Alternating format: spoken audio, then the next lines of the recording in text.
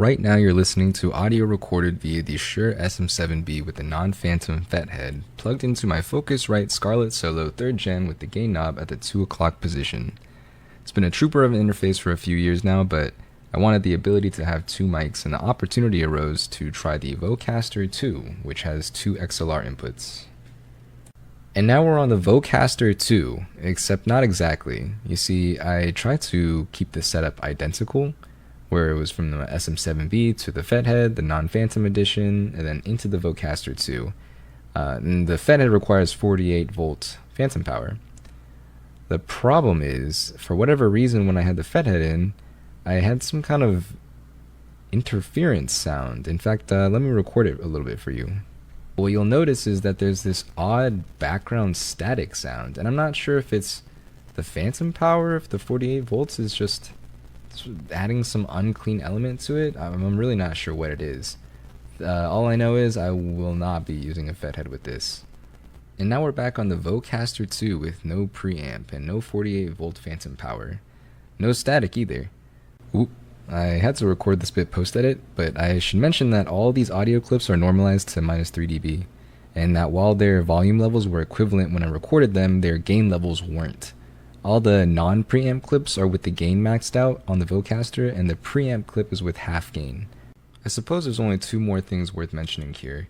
The first is that when I was using the Scarlett Solo, the software used to, quote, control, unquote, the interface was pretty stinky.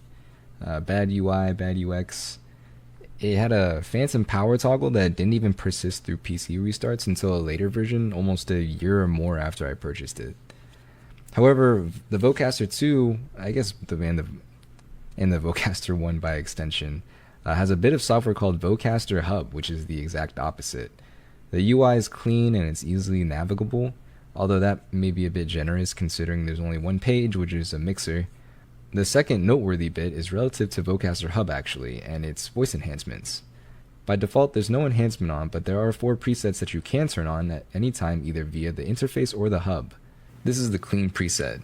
Once upon a time there was a lovely princess, but she had an enchantment upon her of a fearful sort which could only be broken by love's first kiss. This is the warm preset.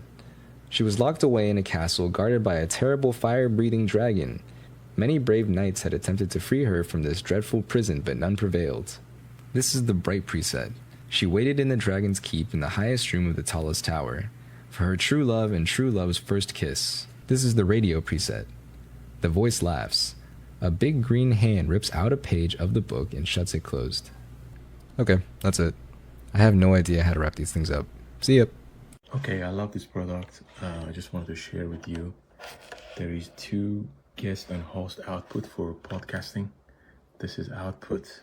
This is the headphone output. There is enhancement, and then the guest and host, and even auto adjust volume. And then the interesting part is this part. You can see there's a power, there's a USB-C to the computer, there's a camera output, lock mechanism, there is a Bluetooth, there is a TSR cable output left and right, XLR cable output, and that's it.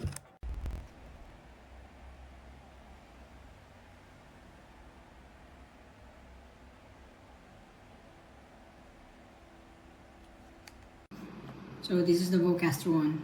I use it with a V7 here. If you're on the lookout for audio interface or in a studio and recording equipment in general, then this may be a fitting choice.